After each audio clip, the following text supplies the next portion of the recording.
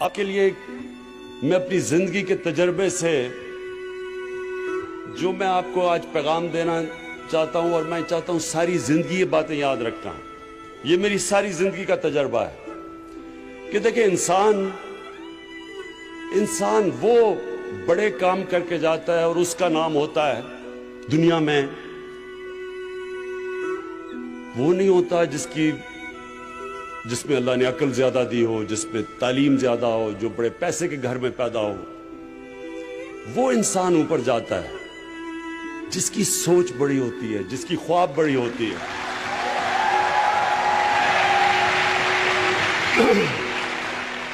اس لیے آپ سب کے لیے، یا خواتین ہیں یا نوجوان ہیں، سب کے لیے آپ کے کہ یاد رکھنا، بڑی خواب، بڑی سوچ بڑی رکھنا. اور بڑی سوچ ہمیشہ ایک انسان سے نکل کے ہوتی ہے. بڑا انسان وہ ہوتا ہے جو اپنے سے باہر نکل آتا ہے، جو اپنی ذات سے باہر نکل آتا ہے. دنیا کی تاریخ میں بڑے بڑے امیر لوگ آئے. کوئی آج دنیا ایک امیر آدمی کو یاد رکھتی ہے؟ کوئی آپ کو یاد ہے امیر آدمی آج ہے، جیسی وہ مرتا اس کے بچے ہی اس کو بھول جاتے ہیں، باقی دنیا تو چھوڑیں. انسان دنیا اس انسان کو یاد رکھتی ہے جو انسانوں کے لیے کچھ کر کے جاتا ہے.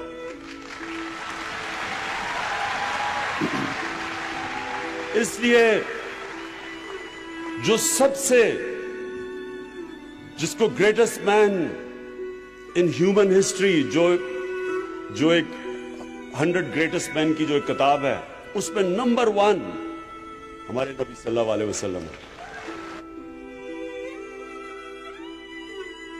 اور ہمیں قرآن میں کہا گیا کہ ان کی زندگی سے سیکھو. تو ان کی زندگی کیا؟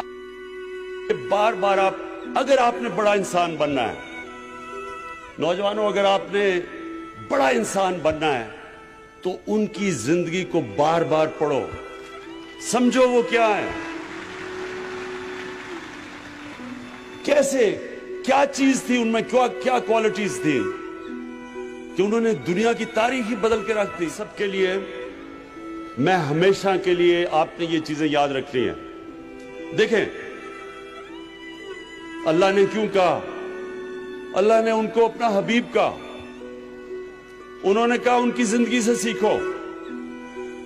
ہم جب بڑے تھے ہمارے اور رول ماڈلز تھے، میرے کرکٹ کے رول ماڈلز تھے، اور راستے میں رول ماڈلز بنتے آئے، پاپ سٹارز تھے وغیرہ وغیرہ.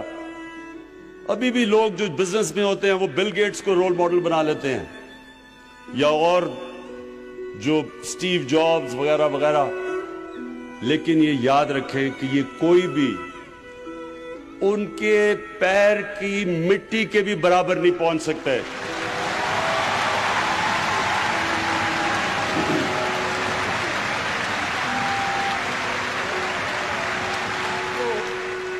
اب یہ یاد رکھیں کہ ان کی جو زندگی ہے وہ دنیا، یہ تاریخ کا حصہ ہے، ہسٹری کا حصہ ہے.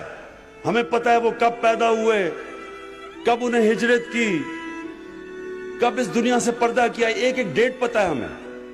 اب میں آپ کو ان ڈیٹ سے بتا رہا ہوں. میں کیوں کہتا ہوں کہ کوئی ان کا مقابلہ نہیں کر سکتا. 625 میں جنگ بدر ہوتی ہے. مسلمان صرف 313 لڑنے والے، ان میں سے سب کے پاس تلواریں بھی نہیں تھی. اور 636 11 سال کے بعد، یہ تاریخ کا حصہ ہے، میں آپ کو تاریخ بتا رہا ہوں، وہی مدینہ کے ریاست کے مسلمان جو اس وقت کی سپر پاور تھی رومن ایمپائر، صرف 11 سال کے بعد بدر کے، جدھر صرف 313 لڑنے والے تھے، رومن ایمپائر کی جو بیزنٹائن ایمپائر کی جو سدرن لیجن تھی وہ 1,00,000 فوجی تھے اور لیٹسٹ ہتھیار تھے ان کے. تو 11 سال کے بعد یارموک کی جنگ میں وہ گھٹنے ٹیک دیتے ہیں مسلمانوں کے سامنے. ایک منٹ بھائی سن لو. یہ اور میں آپ کو تاریخ بتا رہا ہوں, یہ کوئی گریک میتھولوجی نہیں ہے, یہ تاریخ ہے. اور 638 اس کے 2 سال کے بعد جو دوسری سپر پاور تھی پرشین ایمپائر, وہ قدسیہ کی جنگ میں ان کے سامنے گھٹنے ٹیک دیتے ہیں. تو 13 سالوں میں, جنگ بدر کے 13 سالوں کے بعد وہ دنیا کی سب سے عظیم قوم بن جاتی ہے. تو کیا کیا تھا؟ کبھی کوئی آپ نے کہیں ایسی چیز سنی ہے کہ کوئی ایسا انقلاب آیا ہو؟ اور پھر وہ سیویلائزیشن اگلے 700 سال تک سب سے بڑے سائنٹسٹ مسلمان تھے, اور وہ دنیا کی سب سے بڑی تہذیب تھی. مسلمانوں کا کیریکٹر انہوں نے ایسا بنایا کہ انڈونیشیا اور ملیشیا میں مسلمان تاجروں کو دیکھ کے لوگ مسلمان ہو گئے. ایمانداری تھی ان کی, سچائی تھی. سو میں یہ جو آپ کو کہہ رہا ہوں یہ آپ نے سمجھنا ہے نوجوانوں, بیکاز فیوچر تو آپ کا ہے.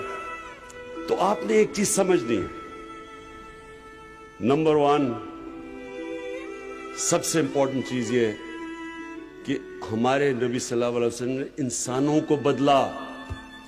اور قرآن کی آیت ہے کہ میں کبھی کسی قوم کی حالت نہیں بدلتا جب تک وہ قوم خود اپنی حالت بدلنے کی کوشش نہ کرے.